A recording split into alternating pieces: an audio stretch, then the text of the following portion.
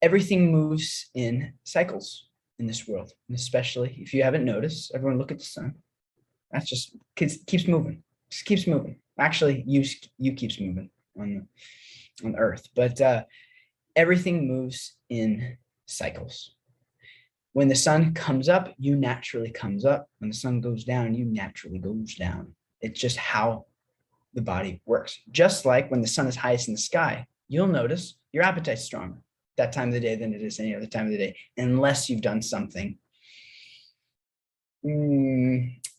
somewhat artificial to the body or something unnatural to the body. Your body's ability to digest food is going to be the strongest when the sun is highest in the sky. Just like when you start to wake up and the sun starts to go into the sky, your appetite starts to come up.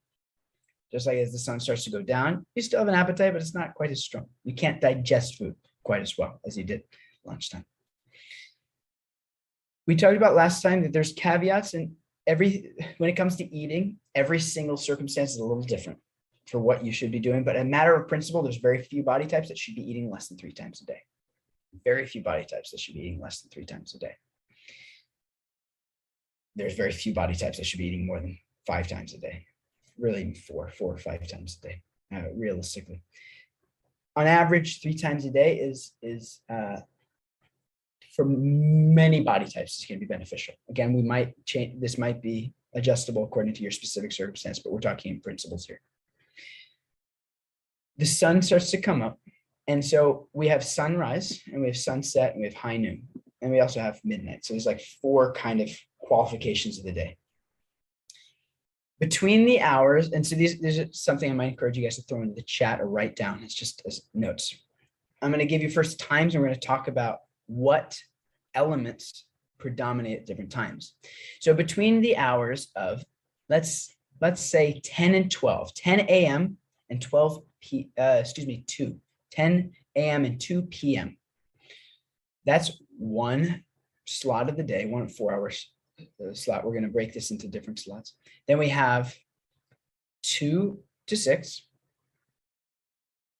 We've got 6 to 10. And then it repeats. And then again, we have 10 p.m. to 2 a.m. 2 a.m. to 6 p.m. 6 p.m. to 10 a.m. like that. So just take a moment to note those down. And I want to ask you guys, what doshas do you think predominate at these different times of the day? So let's start with 10 a.m. to 2 p.m. Okay, Chintamani suggests Pitta. What else? Some of you guys are nodding like this. Some of you say Pitta. Okay, why Pitta? You can throw it in the chat. You can unmute for this. The sun is up and it's at its hottest and highest. If you haven't noticed, your internal fire is representative of the external fire, aka the sun. That's why, for instance, when the sun's at the highest, your digestive powers can be the highest. Yeah, it's the hottest time of the day. It's Pitta. All right, how about from 2 p.m. to 6 p.m.? What dosha dominates at that time? All right, now let's fight. Why? Is it kapha or is it vata? I just want you guys to think about what happens right after you eat. Excuse me, for specifically lunch, what happens typically in your mind, your body? Yes, siesta. It becomes a time. What is some of the most creative time of the day? If any of you journal a lot, or if you play music or do any art, what is that time of the day that typically is very easy for the mind to be a little more expansive? After we eat, yeah, it's 2 to 6, which would mean it would be actually vata time. It's vata time. 2 to 6 is vata time. It's a time for creativity. It's a time that you'll notice you're going to get a little bit spacier. That, for instance, right now, it might be that right within 2 and 6 for some of you. We're getting close to it, depending on where you are in the world. You'll notice that time, everything gets a little bit more spacey. It's very easy to be creative this time. I'm not going to go so much into the details, but we'll come back to some of the specifics. Just know for now, 2 to 6, vata. Those early morning hours. You will come back. We'll come back to that in a second, Evan. So what about 6 to 10 p.m.? What dosha dominates? Okay. Some of you say kapha, and you're a little bit more adamant this time. You guys are a little more like, yeah, that's right. Kapha. Why? That's right. Automatically at that time, you start to get a little, that's right. Sun goes down. You start to get tired, sleep. Okay, here's a fun one. What about between 10 p.m. and 2 a.m.? What happens at that time? I'll give you a hint. I may or may not have said everything works in cycles. That's right. Pitta again. Why Pitta? Yeah, good point, Evan. It's time for detoxification. What does detoxification mean? It means purification. How does the body purify? How does anything get purified really in this world or get cleansed? Fire. Because it's the Pitta time. If you're not asleep, getting your body's natural detoxification. Anyone ever, it's like 9 p.m. or you're just like, I'm so tired. Oh, I'm going to get to bed early. I can't wait to fall asleep. Before you know it, it's midnight. You're snacking on something. You're like finishing that letter. You're like, oh, I'm so, we've all experienced this to a certain extent. So that's why it's really important to be asleep before 10. Because otherwise, once you get that second wind, everything gets a little harder. And what to speak of sleep quality goes down and whatnot. So it's a Pitta time. Now, how about 2 to 6? What dosha dominates 2 to 6 a.m.? Let me ask you guys, what's the best time of the day to meditate? That's right.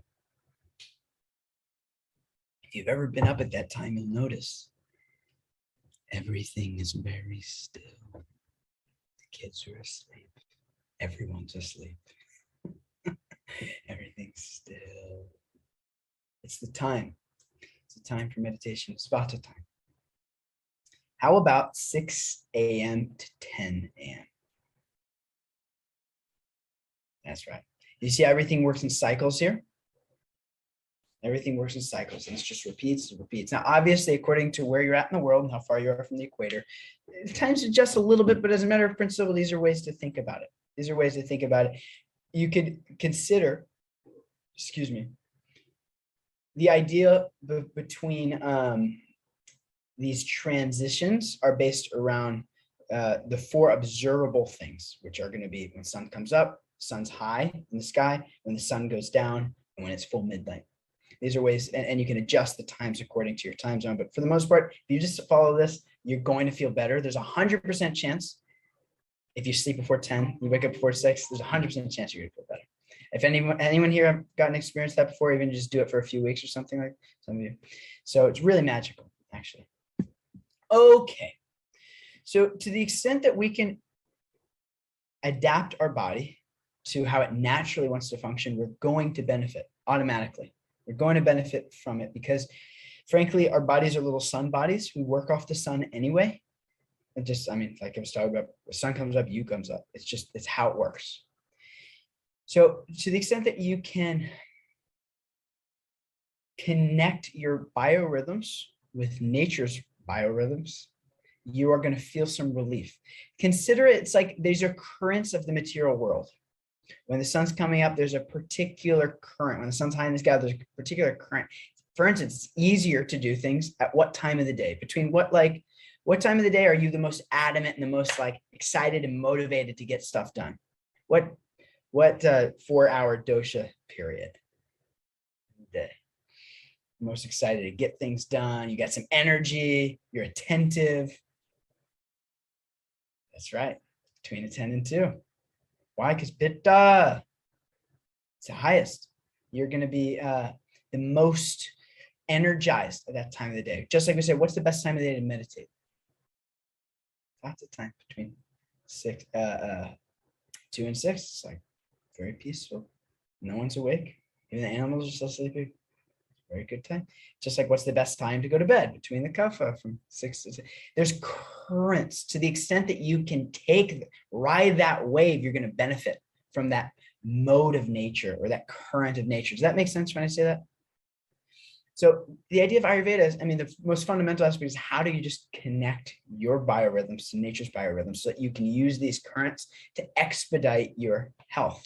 And again, when we're talking about health, we're not talking about like if you open up a dictionary right now, usually health is defined, at least in the West, health is defined as the absence of disease. Now, give me a thumbs up if you love that explanation of health.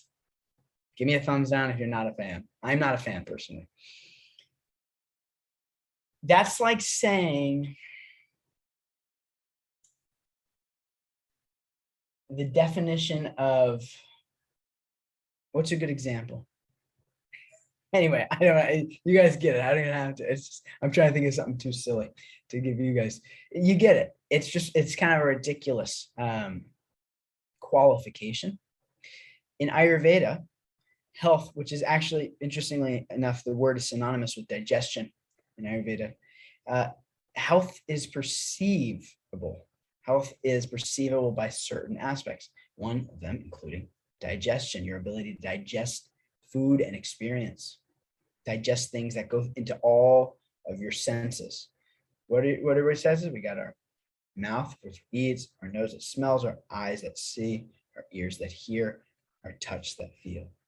To the extent that you can digest things through your senses, and obviously specifically in terms of the body too, like your actual digestive organs, to that extent, you are going to feel very good. You're going to feel energized. You're going to feel clear-minded, and so many other things. So we want to think in the positive here. And the way that we can experience health is utilizing these currents in nature.